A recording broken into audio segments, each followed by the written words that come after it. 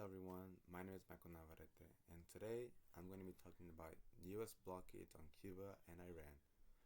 When I first began researching this topic about US foreign policy and how it impacts other countries, I just saw it as political. But the more I looked into it, the more I realized that it affects real people and everyday life. In this speech, I'll be talking about US blockades on Cuba and Iran and explain why they exist and how they affect civilians and why many people believe the United States should rethink continuing them. Even though this topic may seem far away, it connects to global relationships and the impact government decisions have on people's lives who aren't directly involved in those decisions. Think about living somewhere where getting basic things like food and medicine is harder, not because they don't exist, but because of political conflict between governments. For many people living in Cuba and Iran, this is part of everyday life. When people hear the words blockades or sanctions, they think about politics, government, or international conflict. But behind all that are real people's lives who are shaped by decisions they have no control over. In today's world, global decisions are made by powerful countries that have effects that go far beyond politics. They can influence economies, access to resources, and even basic survival needs in other parts of the world.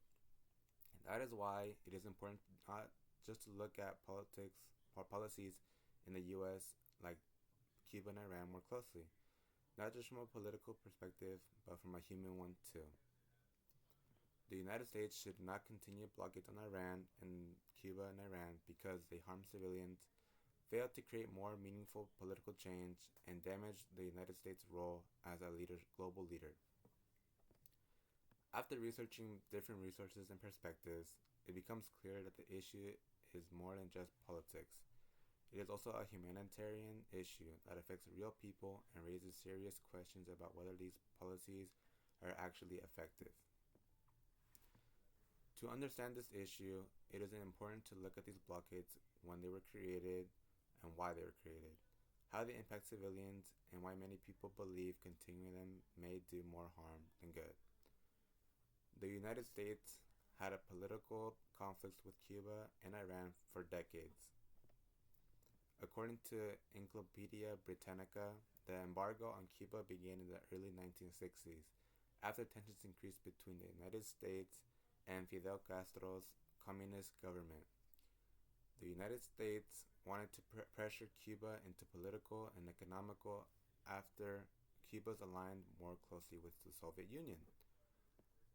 Over time, these restrictions grew into one of the longest standing embargoes in modern history. The Council on Foreign Policy Relations explains that the U.S. sanctions on Cuba have continued through many different policies over time, including stronger economic pressure aimed at influencing the government's behavior. At the same time, the U.S. has placed sanctions on Iran due to concerns about nuclear development, regional influence, and national security.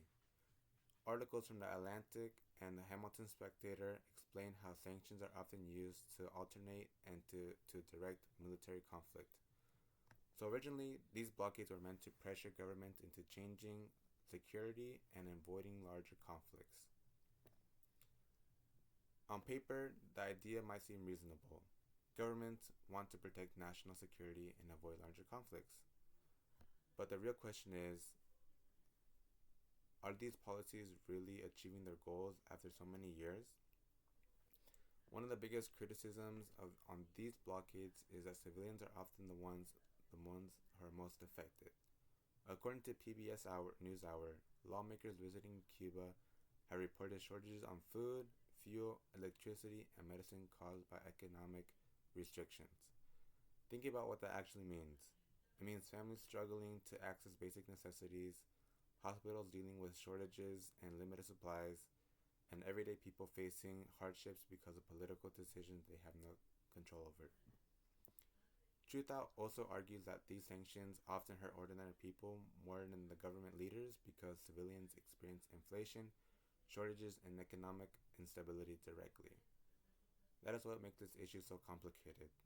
The policies are aimed at governments, but the impact is on the real people. Another issue on that these policies have lasted for decades, especially in Cuba, without producing major political change. Even after years of sanctions and pressure, many of these same policies have continued to stay remaining the same. That raises an important question. If these policies have been in place for so long without major results, then why are we using them still in the same way?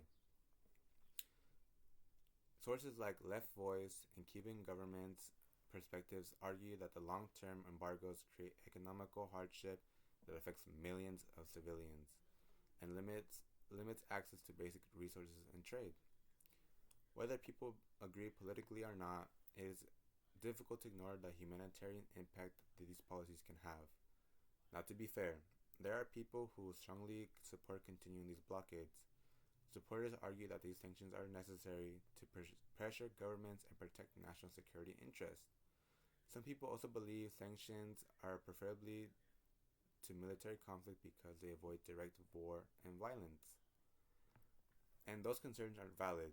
National security is important, and governments do need ways to respond to international threats. However, after decades of limited results, many critics argue that continuing the same policies may be causing more harm than progress. Instead of continuing long-term blockades, the United States should focus more on diplomacy, communication, and gradually policy changes. Reducing restrictions could allow for more trade, improved economic conditions, and better access to resources and civilians in Cuba and Iran. It also opens the door for negotiation instead of long-term isolation. This does not mean political concerns, it also means considering whether these are more effective ways to create change without causing widespread civilian hardship. Policies like sanctions can also adjust gradually rather than being kept in place indefinitely. A more balanced approach would still allow the U.S. to address national security concerns while reducing humanitarian harm. When looking at both sides of this argument, the long-term effects of these policies become difficult to ignore. The blockades on Cuba and Iran were created because of political conflict and national security concerns. However, over time, they caused significant harm to civilians while producing limited political change. Because of this, many people believe that the United States should reconsider these blockades.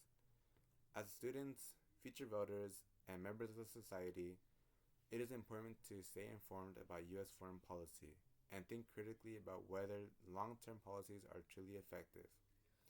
Even when issues like this feel far away, they still impact real people and shape how countries interact around the world. At the end of the day, if the goal is to create positive change, then isn't it worth asking whether continuing the same policies is actually solving the problem or simply continuing the cycle? Thank you.